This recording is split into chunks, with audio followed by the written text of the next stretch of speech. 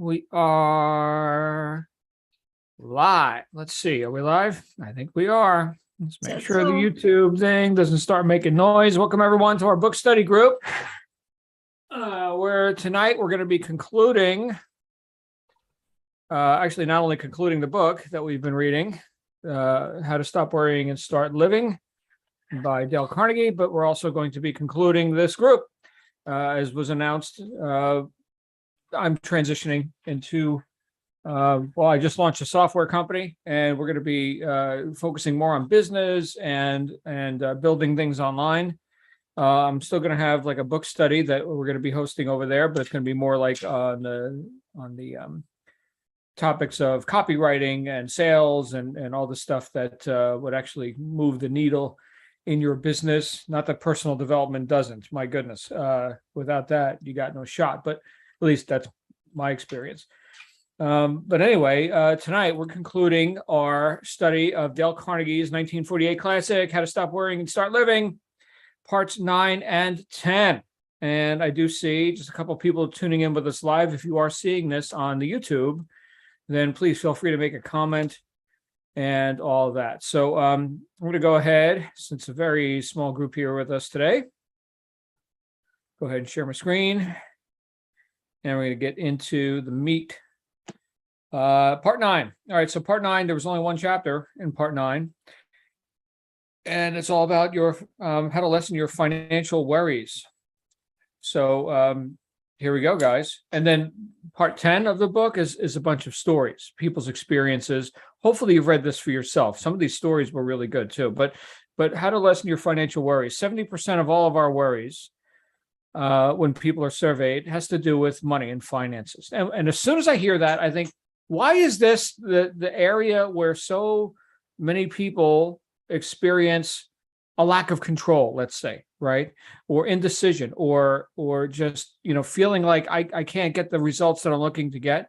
Well, this chapter here was pretty revealing on that. It says here, most people believe that they would have no more financial worries if they can increase their income by only 10%. Okay, now just hearing that and the way he stated it, I'm already thinking, well, that's probably folly, right? Though 10% is going to change your situation. If you read on, you'll see that, well, people, they do what they got to do, but then, when their stats actually go up 10% more, whatever, right? We have to do what a business firm does. We have to have a plan for spending our money and spend according to that plan.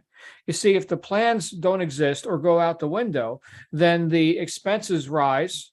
Isn't that magic how that happens? The expenses rise to meet the income. But if the income was down, well, then, we can certainly get a bit more frugal, I suppose. But I think the point he's making here is that more money isn't the answer for a lot of people. In fact, I've heard it said that money just makes you more of what you already are. So if you're a spendthrift, well, then you'll be more of a spendthrift, right? Now, later in part 10, where he talks about John D. Rockefeller and how he pretty much ruined himself and his health, from being just so miserly and focused on money, and then turned his ways around for the later part of his life because he was almost dead. So you can go in extremes in both directions, okay? But having a plan, right? So here is the budgetary considerations, including reserves, right? That's a good thing. I've heard people in the coaching space talk about how, for you to save money would be like poverty conscious. It needs to flow. Money needs to flow. Yeah, sure. It's like any other currency, right? So it works when it's flowing. Okay. But that doesn't mean you don't have reserves, a prudent reserve. Like any organization I've ever been a part of that stood the test of time had prudent reserves. And, in the case of our own reserves, what is the purpose of saving that? To just bury it under under a rock? No, it's to put it to use, right? Because there's two ways to make money. And this could be part of your plan. First way is you working and people working, right? So that's called earned income. The second way is capital gains. It's called investing right? And building, buying assets and building facilities that can deliver value and earn more money, right? So money is made to be used.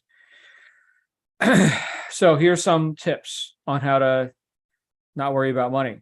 So the first thing is to document what you do with everything you buy. Okay, so how much money did you spend on this? How much money do you spend on that? If it all disappears into a black hole, you cannot improve on a lack of data, right? You need data to be able to improve. Now, the interesting thing is this works for people who have the tendency to spend. Okay, this works just like a journal for like the weight loss person, the dieter, right? Write down everything you put in your mouth.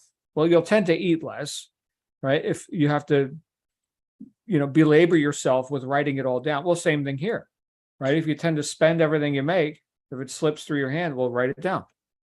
You don't have to do this forever, although some people have. This guy became very rich, right? This guy, Arnold Bennett. He continued to keep such a record even after he became rich, world famous, and had a private yacht. Okay, good for him. So experts on budgets recommend that we keep an accurate account of every nickel we spend for at least a first month, and if possible for 3 months. This is to give us an accurate record of where our money goes so we can draw up a budget. Now, I'm going to say one more thing on this because it's important, I think, to everyone who's looking to grow a business. You don't economize your way to success. All right. So like reducing expenses, that's cool. Okay. But one of the first things that we got to do, and sadly, one of the first things that a lot of people cut off if their statistics are looking lean, is promotion. Right. So you promote your way to success.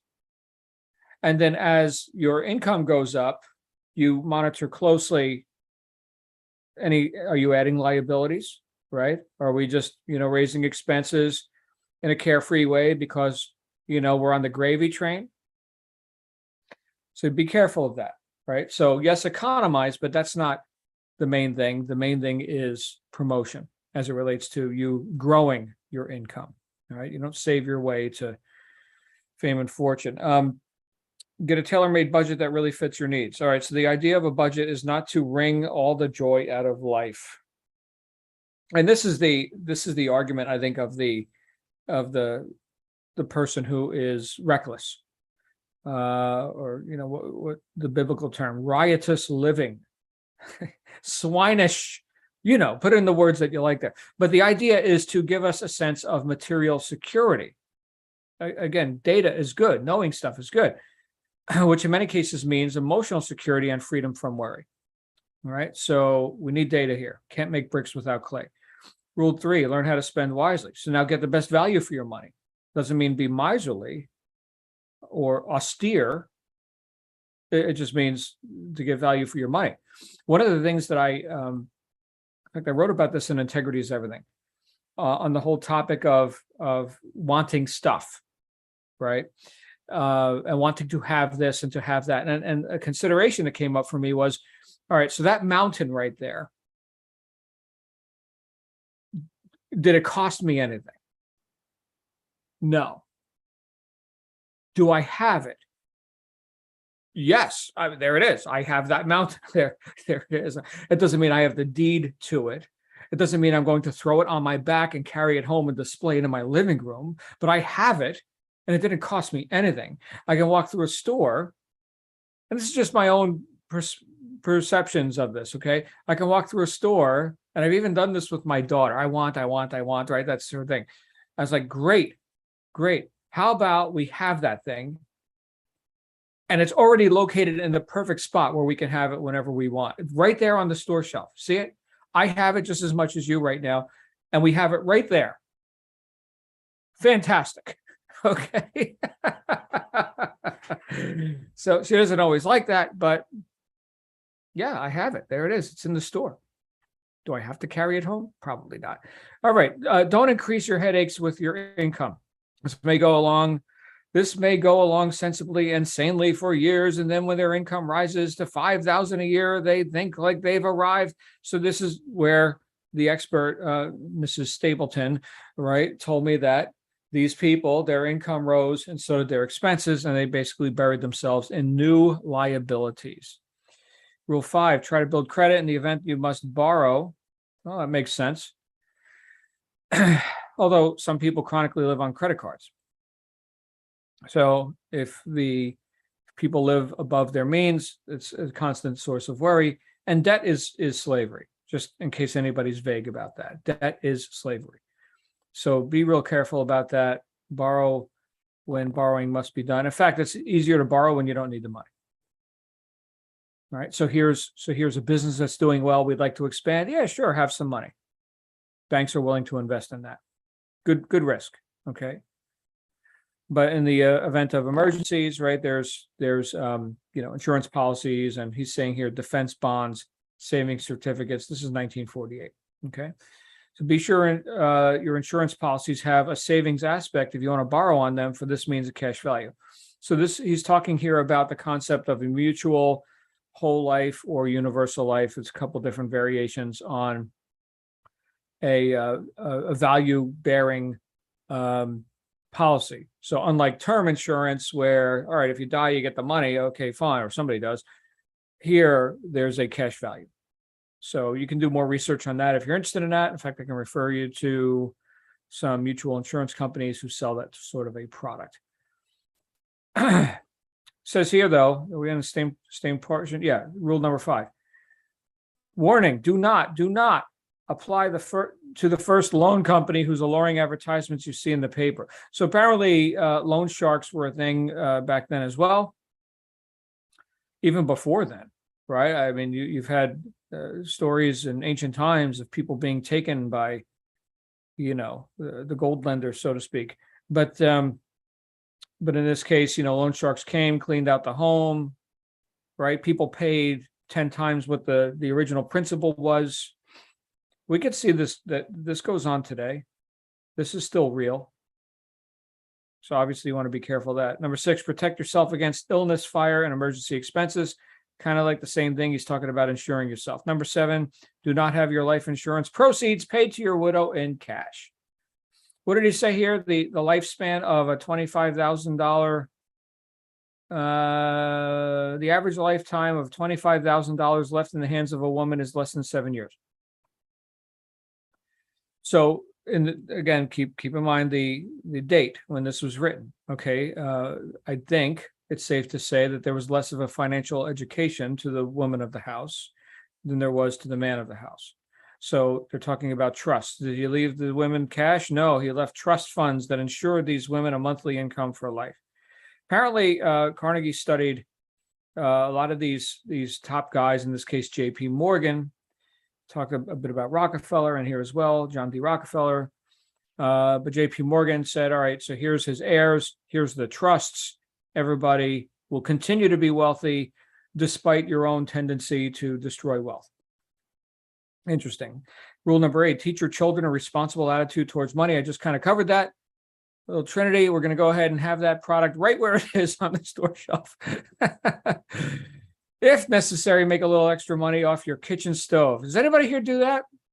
So I think now you need 15,000 licenses, and you got to apply to the committee of the bureaucracy of the city, state, and county. And right, okay, but here we're talking about these are people coming out of Great Depression, and here's the war era, right? World War II, and people were selling, cream pies at the local place. Okay, but the principle behind this exists, all right? Instead of worrying about finances, they did something positive. They started an extremely small way to make money. Okay, so what can we do these days to take more control rather than just sit there and worry, to take more control? Sure, there are people who start little bakeries and stuff like that. Okay, but these days we have so many online business opportunities. We have network marketing opportunities. There are ways that you can promote and sell your services via, Upwork, Fiverr, these freelancing sites. You can ask for referrals from people if you've got a skill. My mother, who's still around, she has been a legal secretary probably as long as I've been alive. She knows stuff about that. right? And so what's her experience worth? It's worth a lot more than it was when this book was written. It's a lot more worth a lot more than, her pie, if she was to bake a pie, although she's an amazing cook. And so can you sell that? Of course you can. So there's always something that can be done about it, is what he's saying here. So look around you, you will find many needs that are not filled. Number 10, don't gamble ever. Talk about putting an additional, accelerated and augmented and hyped up amount of worry on yourself, right? Chance, which is what? Which is the exact opposite of causation. It's like, I hope something happens to me or for me. Okay. And worry, I think this whole book, the premise of this book is based on, I don't know what to do, or I can't do, or I hope something is done to me, right? It's about living as an effect rather than living as a cause. So don't gamble ever, right? Putting your hopes, as thin as they may be, into something you don't have control over. And finally, rule number 11, we can't possibly improve our financial situation. No, something can be done about it, Dale. Let's be good to ourselves and stop resenting what can't be changed. All right, so I like that. Being good to yourself. We may be worried because we can't keep up with the Joneses, but the Joneses are probably worried because they can't keep up with the Ritzes, and the Ritzes are the Vanderbilts. Okay, so wrong target altogether, right? So that's not the whole point, isn't to keep up with the Joneses, although it's pretty seductive when they've got a shinier BMW than you or whatever. But when it really comes down to it, and he's going to cover this in a later chapter in part 10 in some of the stories, but it really comes down to it in the scheme of the world and the universe and trillions of years and all that. Your BMW and they got a shinier one than you. Really? I love what Seneca said. If you have what seems to you insufficient, then you will be miserable even if you possess the world. My uncle, I think that's the end of this chapter. It is. I got to tell you this story. So, hey, Lindsay, Robert, good to see you guys. So my uncle George, who wrote "What You Think Is What You Get," started the Earth Foundation, New York City. He got really into like audiophile, high-end stereo system stuff, right? This is the first time I ever heard Bowers and Wilkins speakers. Was in the 1980s in his apartment on the Upper East Side. And now I have Bowers and Wilkins speakers, and they're better than his. But but he dropped like $50,000 on stereo equipment, separate components and the best wires you could get. And of course, B&W speakers and the whole thing and the record player. And it's like $10,000. And he called a friend of his and said, man, you got to come over and hear the stereo, man. I just got the ultimate stereo. Well, his friend had been shopping for new stereo equipment too. Spent $70,000. $70,000. And so George got to go home and listen to his inferior $50,000. It never ends. So, I mean, unless you end it, right? So I thought for myself, all right, so how good is the human ear, mine in particular? And yeah, I went that far and not further. Sure, I could buy $100,000 per enclosure, JM Lab Grand Utopias, and I won't be able to hear I got a $20,000 pair of Bowers and Wilkins 802s. They're worth $15,000 each now, so inflation and everything. But right, I mean that's it. I'm happy with that. Now, some of you may be thinking, John, I listen to my clock radio, and I think it's freaking awesome. Cool, that's your thing, right?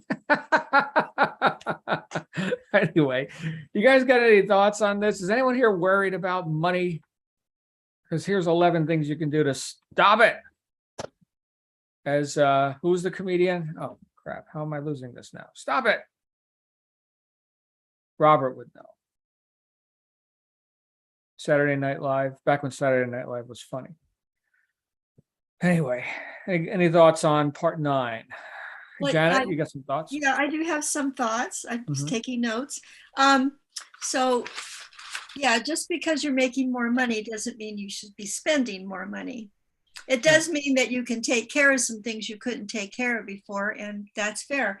But, part of it is he's saying, get the basics down, have insurance for things that might come up that would completely wipe you out. And I think that's always important. I'm not Mhm. sure about the promote your way, so maybe you could talk more about that.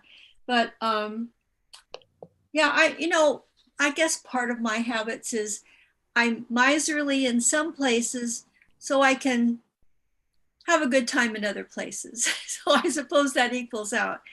But if you're having to always pull it in, it's not as much fun. Right. Right. Yeah. So Yeah. what's important to you, right? I mean, it's really a question of values. I like high-end stereo equipment. You know, Richard doesn't care about high-end stereo. Okay, fine.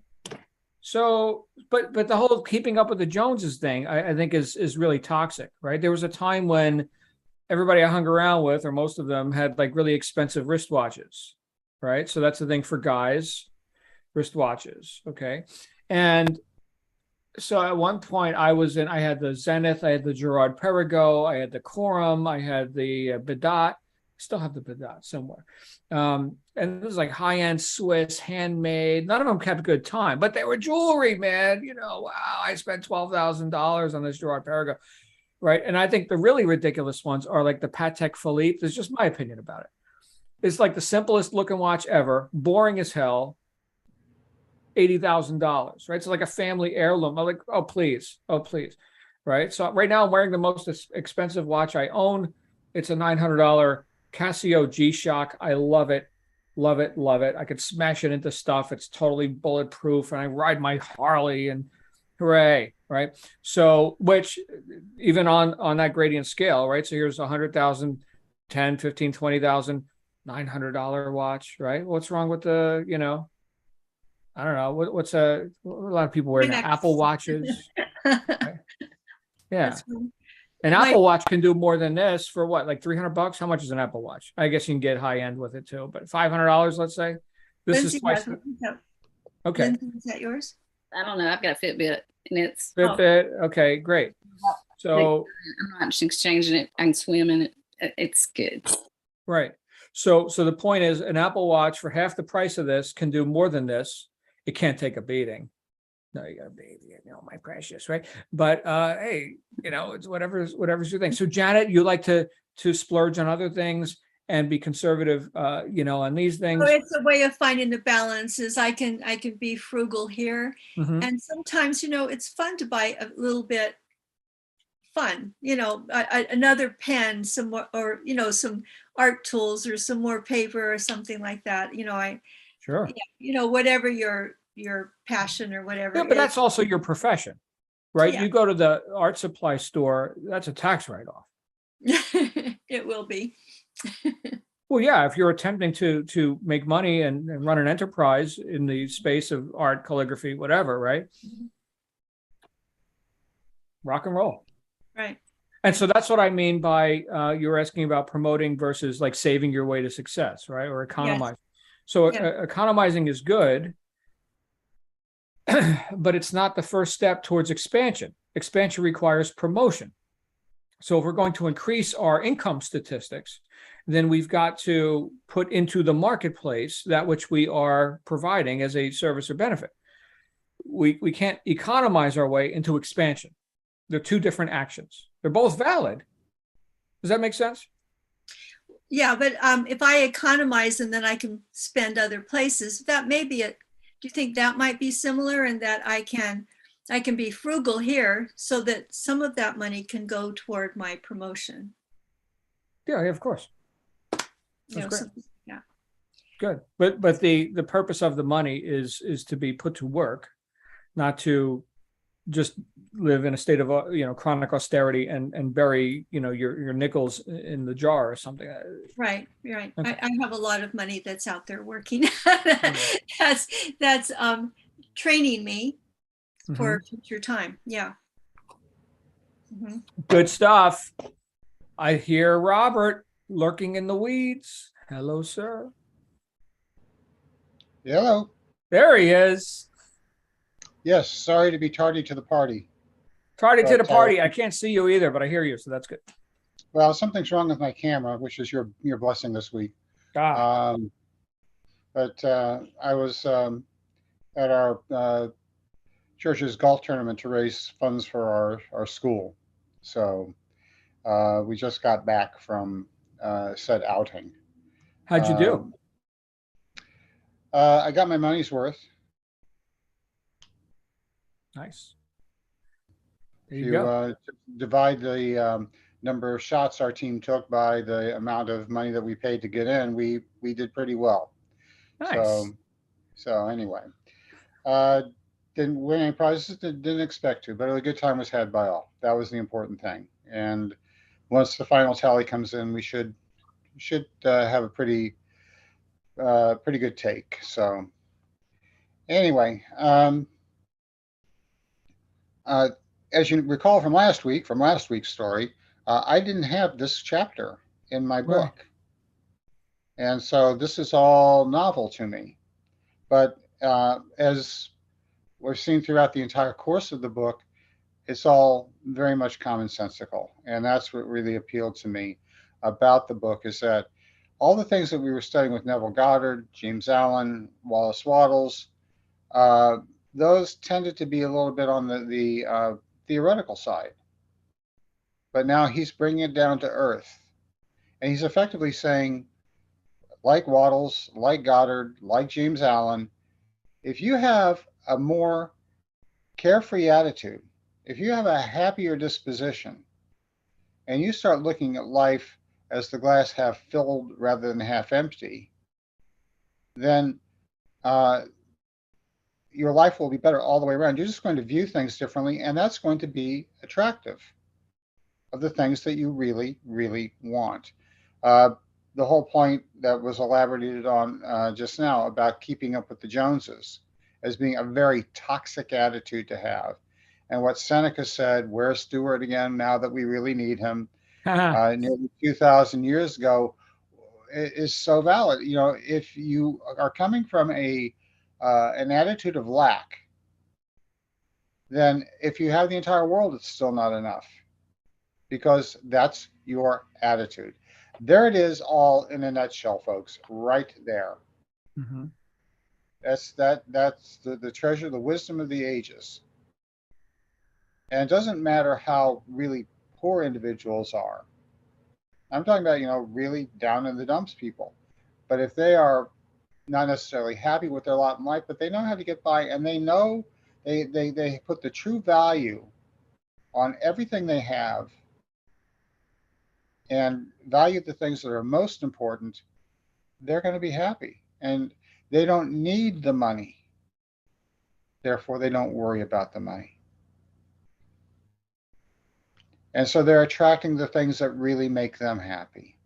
Mhm. Money just isn't it. So, financial worries, again, it all depends on what your attitude towards money. If you feel like you have to have it, if it's an essential part of your happiness, then absolutely go for it, but don't go at it from a standpoint of lack. Go at it from a standpoint of I've got it already, and I know what I'm going to do with it, and it will come, and you will enjoy it. And you'll make others happy too. Mm. Mhm. Well, people say money won't make you happy, but that was never the point of money. It's just a medium of exchange, right? So, but it Mhm. could make you more of what you already are, right? So if you're a worrier about money, well, you worry some more, right? And the miserly person, the Ebenezer Scrooge, or we could say John Rockefeller in the earlier part of his life, right? Or the first half of his life. Interesting story. Now, Robert, I know you didn't have you weren't privy to these final chapters, although I think we mentioned last week that you can grab this. Here it is, 72 cents. There you go. So if you want to read these chapters for yourself, Robert, 72 cents. All right. Good times. Lindsay had to run. She's got an appointment. She'll be back depending on how long we talk. Any other thoughts on part 9? No, I just saw a thing on Rome, and there were people who were sequestered. They weren't given a lot of something. The Jews had an area. There were poor people, and so they didn't have a lot of food. They didn't have a lot of choices for what they ate. So they took, they're Italian, okay? Or they're Roman. They took the food that they had and they made it really good, really flavorful. And now there's people coming from all over Rome to these areas because their food is so good. You can be, my mom-in-law would say spoiled for choice, but you can have all this food and not know what to do with it. Or you can have a little, whether it's clothing, food, whatever it is, and make the most of it. And that's when you're rich. That's when to me, that's happiness. You make the most. Now, do you think that people would have liked more choices? Yeah, but they didn't have them. So they made the most. And I think that's, happiness. Well, but I have another story. Jane Fonda, when she and her first husband were divorcing, and she said, well, money doesn't, she's still divorcing. This is still a horrible thing to go through. But she got to go to spas and things and have an easier time of it because she got massages. She got to have some pampering, and it was easier for her having money than for people who had to go through it on nothing. So that's a different story. Sure. Well, money buys options. I like having options. That makes me happy. Mm-hmm. So there you go. So maybe money does make you happy. Well, if you like to have options. So the idea, I think, that is so toxic is the very deeply ingrained pattern of working for money, as if money was the master and you're the servant.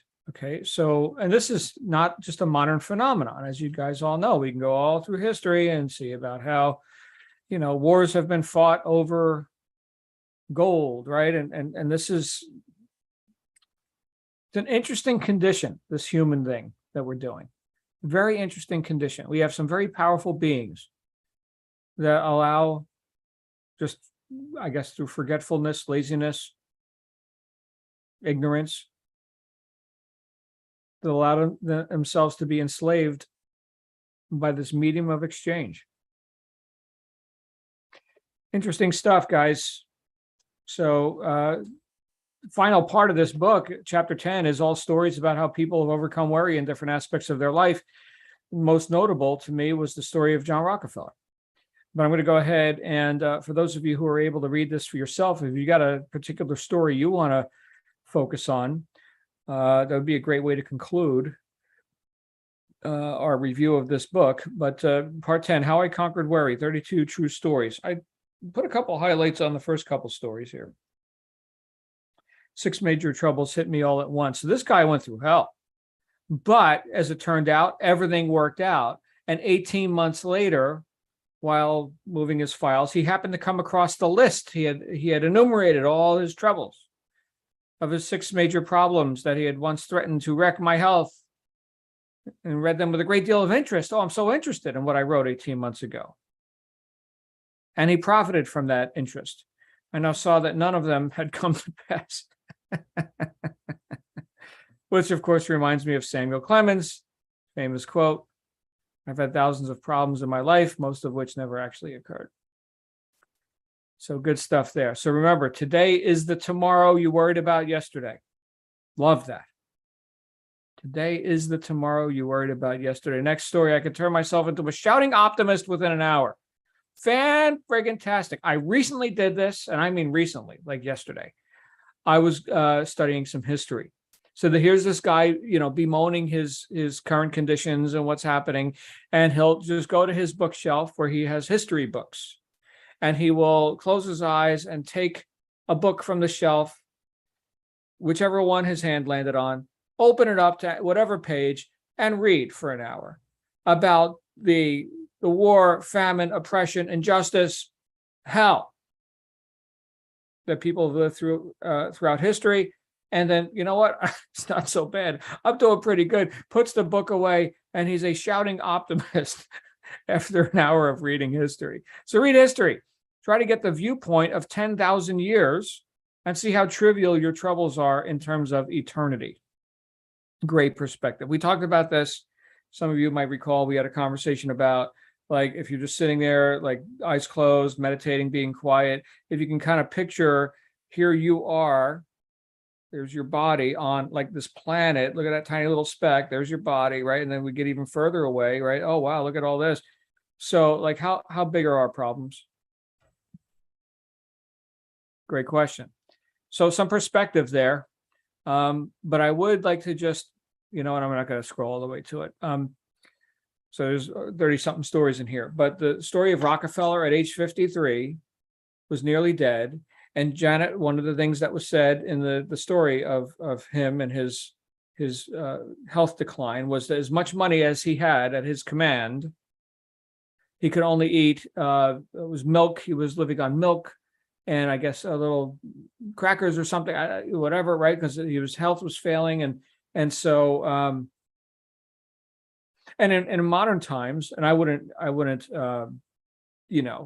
try and juxtapose Steve Jobs with John Rockefeller. Okay, they were both fabulously successful in their own ways, but Steve Jobs, the late Steve Jobs, when did he die? Like 7, 8 years ago, something like that.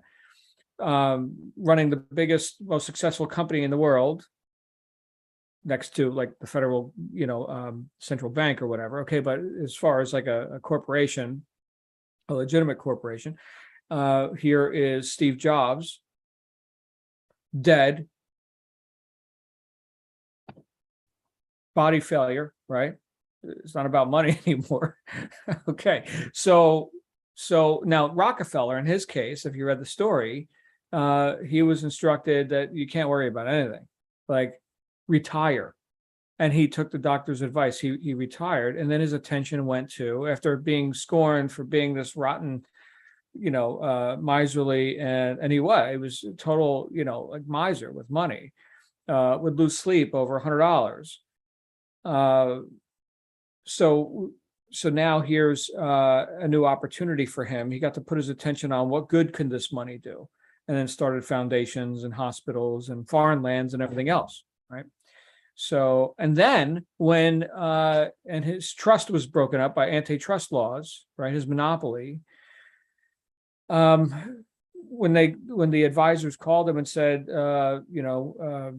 Rockefeller, this is the verdict and blah, blah, blah. He's like, I'm not worried about it. And please don't you worry about it either. So he truly turned his life around. He was almost dead at 53 and lived to, 90 or something. So it was like two lives in one. And 53 was when he hit the wall. So as I read that story, I thought for myself, and this is an interesting perspective, guys. Thank goodness I didn't destroy myself. I may have had I had that much wealth and power at my disposal at a young age. Now he was able to turn it around. Okay.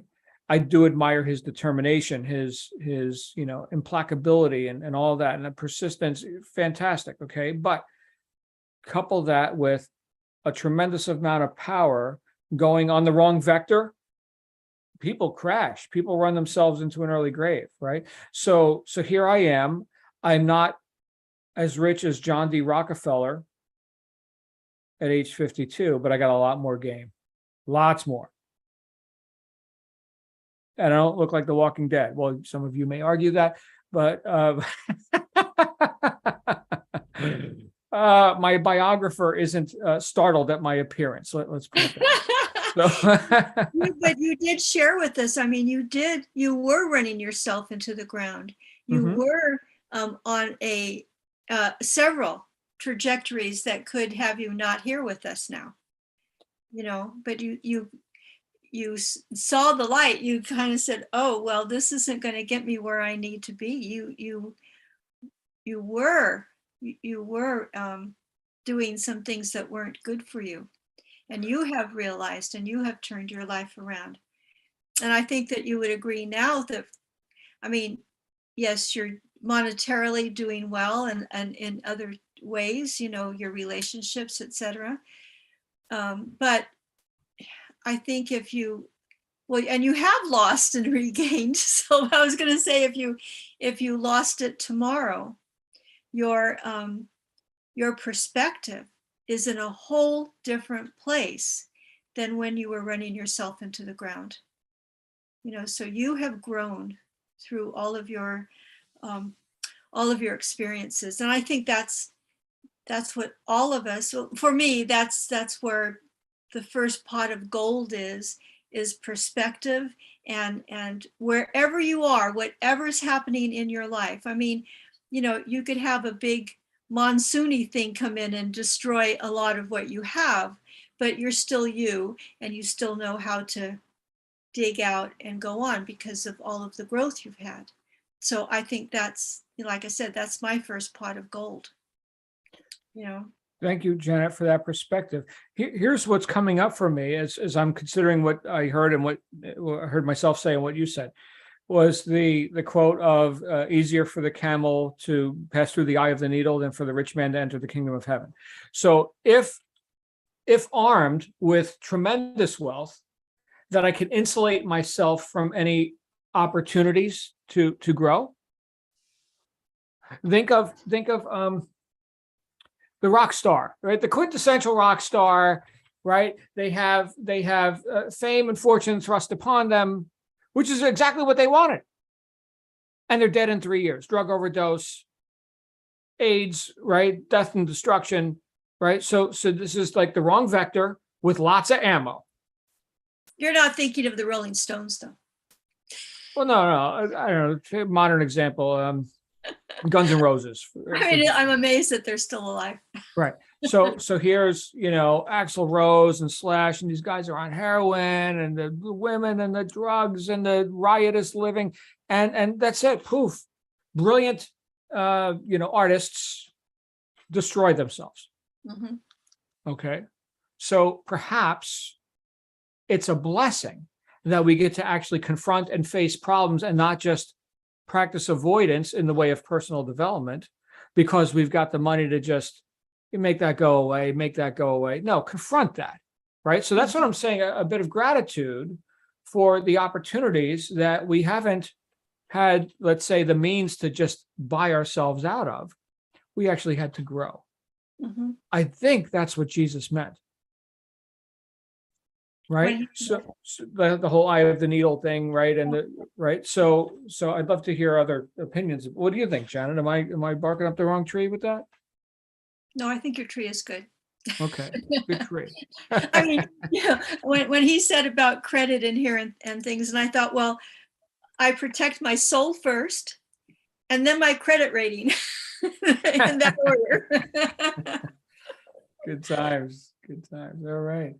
Daisy, Lindsay, Bob, any other thoughts on how to stop worrying and start living? Come on, you guys. It's the last book one. Mm-hmm. Well, I want to clear up a misconception. I did not have the previous chapter. I did have the case studies, the true stories.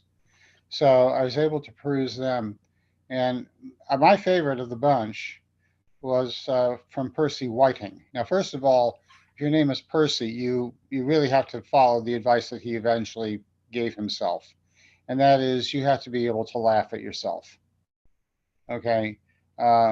Percy is not the sort of name that you would think a loving parent would bestow upon a son and expect the son to really appreciate it. It's, I don't know too many men named Percy, and I don't think too many men named Percy actually go by it. It's usually like P something, whatever. But his advice, the point is, don't take yourself too seriously.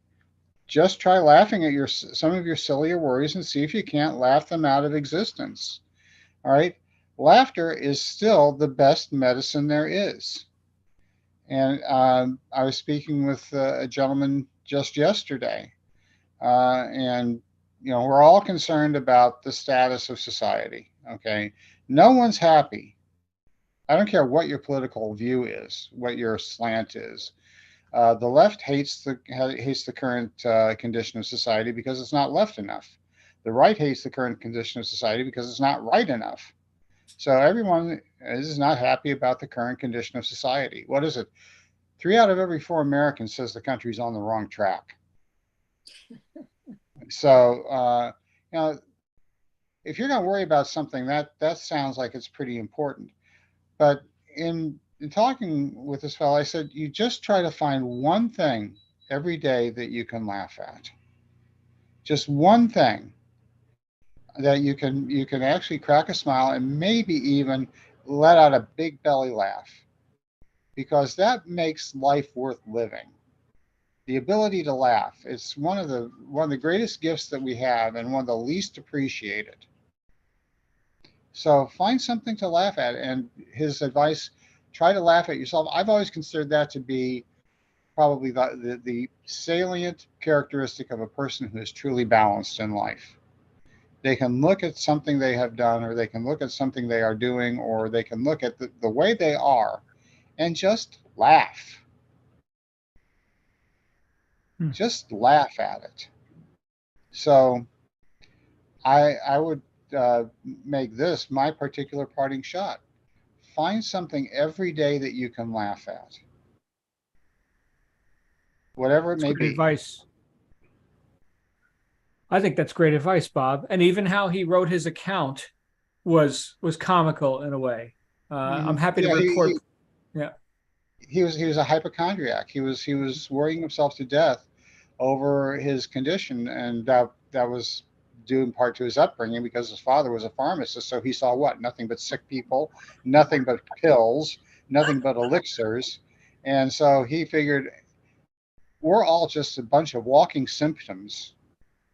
Every single human being is a bunch of walking symptoms looking for something to make the symptoms go away, lest something worse befall us. Mm-hmm. And your favorite quote, John, from Samuel Clemens, Mark Twain: I've had thousands of things befall me, or worried about thousands of things, none of which ever really came to fruition. Mm-hmm. So have yourself a good laugh. And Norman Cousins wrote a book that, he was, I don't remember what his condition was, his physical condition, but it was dire. And he learned to laugh. And he would maybe watch, old shows that were very funny, or listen to people's jokes that were very funny, whatever. I mean, humor is subjective, but whatever he found funny, he would put himself, if you live by yourself and I've laughed at myself a lot when I live by myself, but he found things that made him laugh, and that laughter healed him, physically healed him. I don't remember if it was cancer or what, but it was a very strong medicine for him. Yeah. I tend to be a serious person, so Sure. but I have found through these 2.5 years of teaching on Zoom and whatever else, I have found a way to have more joy, to have more laughter, to give things out in a positive way, not to be so, that doesn't look good and this something else. No, look at what you did there. That's great. Oh, you wrote something down and shared it. That's fabulous. And to be in a more positive mode. And I think, laughter is in a more positive mode. Mm-hmm. And I think it's so important to us. We got to have some balance, right? So I had the tendency to be serious. Well, I'm Italian, right? So very dramatic. Everything's very dramatic. and Bob knows about that with the woman he married. But the thing is that I gotta also have that balance. Here's this guy that Bob was saying was his favorite of these case studies, Whiting. And says right here in his account of how he changed, he says, however, I am happy to report progress. In the past 10 years, I haven't died even once. So a bit of wit, a bit of flippancy, right? And not taking ourselves too seriously. Again, it's that little speck that it comes and goes that fast in the history of the world and the universe, right? This is the you experience, and that's it. All right. So perspective. And like Bob said, that doesn't mean that you just laugh off, major crisis and stuff, and that we're just Pollyanna, our life's a bowl of cherries. No, but we're not going to solve any problems by, the art of worry. Anyway, thank you guys for participating in this book and in all the books. Some of you have been studying books with me for over 2 years now. I will say that if you're a member here with the mastermind, the whole archive is available to you forever. And we're going to have some technological changes because we're moving a lot of stuff over. Well, Brand Builder AI is the platform that everything's going into, which has been a long time coming. So I will certainly send out communications about that if we need to get you new logins and stuff like that. And there's a tremendous archive, just hundreds and hundreds and hundreds of sessions on all kinds of topics, including yoga classes and outdoorsmanship, and Janet and Daisy and chasing llamas down the road. the Yeah. llamas and we even attempted a kids club, which didn't work out. But there's so much in there. And this has been a labor of love for me. Now, of course, I'm not going anywhere. We're expanding, right? So we're doing the business development stuff, automations, integration, funnels, and CRM and communications platforms. So that's all the stuff that I've been working on for the last few months. And we will be doing some coaching in there as well for people who are looking to expand their abilities with business related stuff. So, which of course all includes personal development as well. If there's anything else I would leave you with here is that all the books we've studied from this one all the way back to, I think the first book we read as a group was As a Man Thinketh, James Allen, Mm-hmm.